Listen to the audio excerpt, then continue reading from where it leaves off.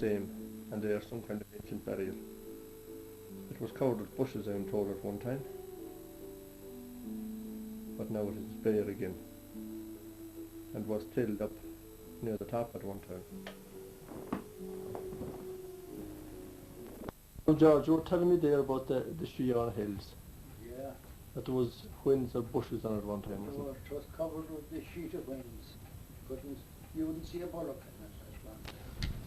Now you were telling us there about that there was whins up the side of it, wasn't there? Yeah.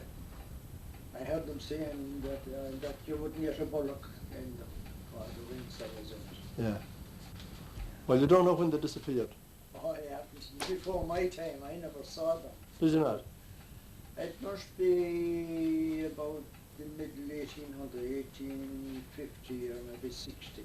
Yeah. It must be about that time. Yeah. Now, George, this place was in the news in the early 60s or thereabout. There was bad roads here, and Father Davis made a big thing about it in the papers there one time. He claimed that, the government was discriminating against Protestants or something. Yeah, that's right. Yeah. Yes. And I think the Protestants didn't like it around here. Well, of course they were a bit nettle. They didn't really like it.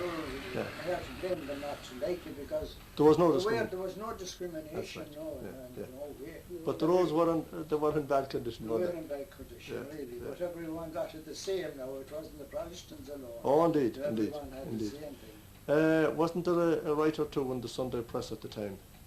T.P. Kilfeather. I believe so. I didn't read it or see it, but I believe there was. I heard. He wasn't down here, was he? No. Was he, Minsie?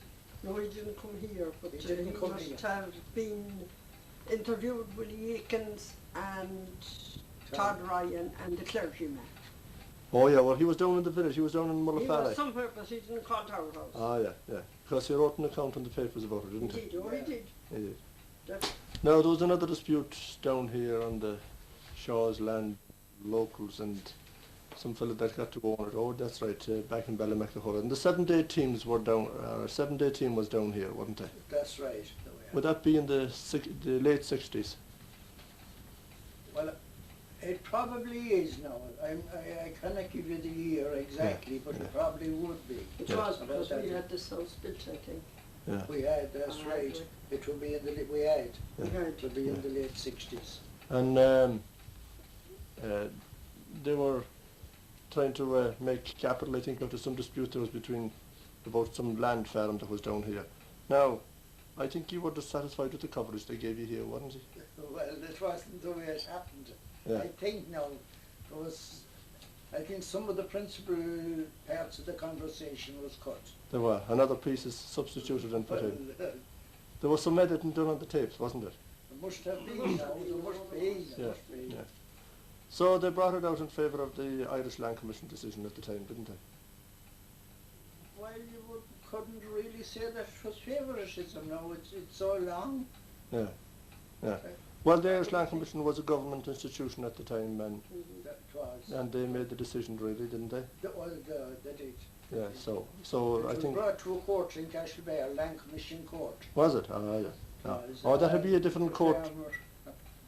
It would be probably. Different from the civil courts now. It would be. It was. It would be Land Commission Court. Yes. Yeah. So it was a government body holding their own court and bringing in the locals into it. Yes, it was the court in end. Yeah. So the locals that were in opposition to it didn't do very good at it, I think, did they? No. There was no heat into them.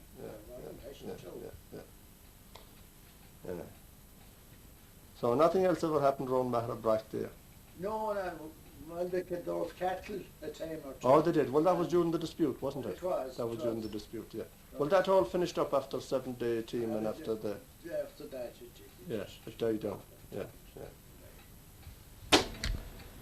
Dr. Caroline Lynn. Kathleen. Yeah. You can take that over reading. That was Dr. Kathleen Lynn there. She didn't come now from Maharabrak, but she came from Mullafarry up there. Mullafarry Rectory. Yeah. She lived there for a number of years. Yeah. She belonged to the Church of Ireland. Yeah, her father was a Church of Ireland clergyman. Do you remember what his name was? No. Yeah. How long ago since she lived up there? Well, it It was before my time. Oh, it was. Yeah. Well before my time. You remember seeing her, do you? I do. They come round here canvassing votes for, I forget now what TD was going in, for Fine Gael. Oh, yeah. She opened her hospital in Dublin in 1919, Yeah, St. Ultan's. St. Ultan's Hospital. Yeah. And it was opened on Ascension Thursday, 1919. Yeah.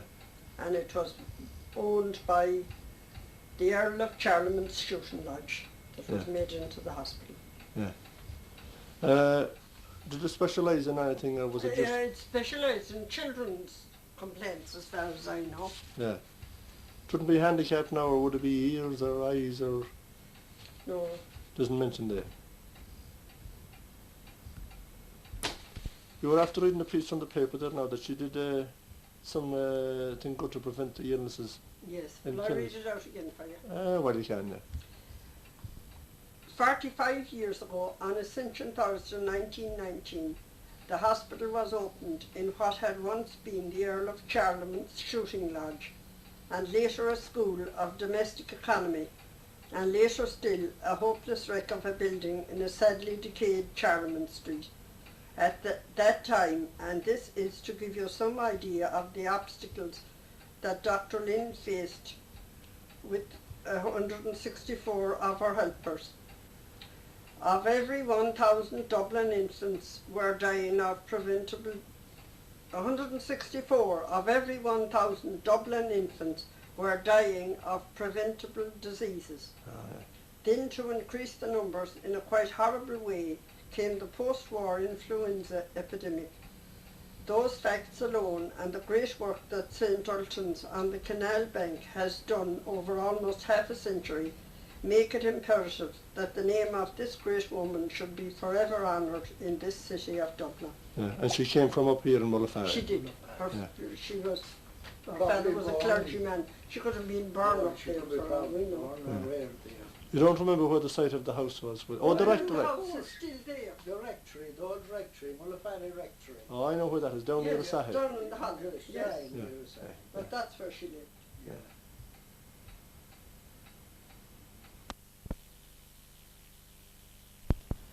Now, this issue about the roads and discrimination in Mullafarry and the Reverend Canon Davis happened in 1968, around December. We see an account dated here, the 27th of December 1968. Now, this is a letter written by the principal of Newtown White School, dated 27th of December 1968. And her comments about the roads is that they were impassable for the last few months.